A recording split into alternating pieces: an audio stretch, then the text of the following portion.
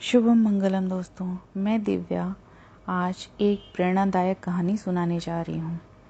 तो चलिए। वन में स्थित एक आश्रम में एक ज्ञानी साधु रहा करते थे। ज्ञान प्राप्ति की लालसा से दूर दूर से छात्र उनके पास आया करते थे और उनके सानिध्य में आश्रम में ही रहकर शिक्षा प्राप्त करते थे। आश्रम में रहकर शिक्षा प्राप्त करने वाले छात्रों में से एक छात्र बहुत ही आलसी था। उसे समय व्यर्थ गंवाने और आज का काम कल पर टालने की बुरी आदत थी। साधु को इस बात का ज्ञान था, इसलिए वो चाहते थे कि शिक्षा पूर्ण कर आश्रम से प्रस्थान करने से पूर्व वह छात्र आलस्य छोड़कर समय का महत्व समझ जाए।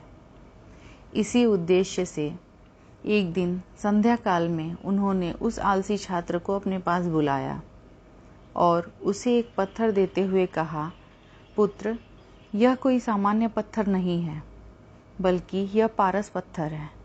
लोहे की जिस वस्तु को यह छू ले वह सोना बन जाती है।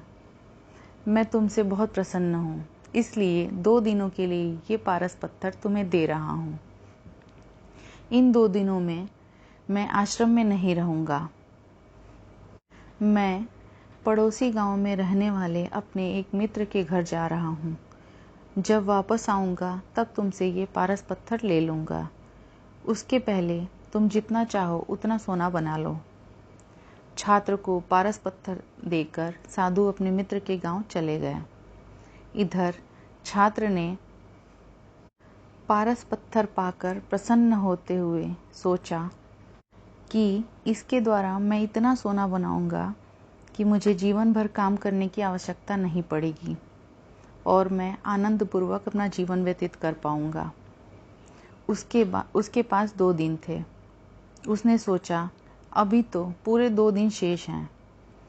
ऐसा करता हूँ कि एक दिन आराम करता हूँ, अगला पूरा दिन सोना बनाता रहूँगा। इस तरह एक दिन उसने आराम करने में बिता दिया। जब दूसरा दिन आया तो उसने सोचा कि आज बाजार जाकर ढेर सारा लोहा ले आऊँगा और पारस पत्थर से छूकर उसे सोना बना दूँगा।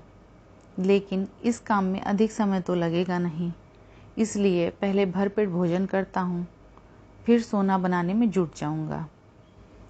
भरपेट भोजन करते ही वह नींद के आगोश में आ गया और उसे बहुत गहरी नींद आ गई। जब उसकी नींद खुली तो सूर्यास्त का समय हो रहा था और 2 दिन का समय भी पूरा हो चुका था।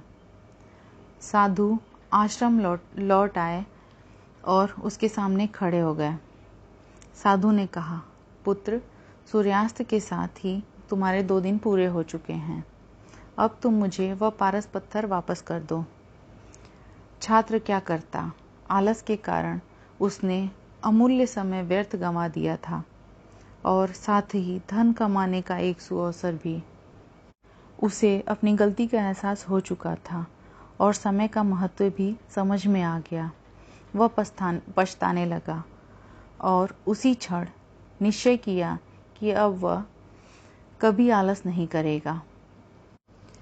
तो इस कहानी से हमें ये शिक्षा मिलती है कि अगर हम कुछ पाना चाहते हैं, अपनी उन्नति करना चाहते हैं, तो हमें कभी भी आज का काम कल पर नहीं टालना चाहिए, उसे तुरंत करना चाहिए। क्योंकि समय बहुत ही मूल्यवान है, इसे व्यर्थ में नहीं गंवाना चाहिए। एक बार हाथ से निकल जाने पर समय कभी दोबारा वापस नहीं आता।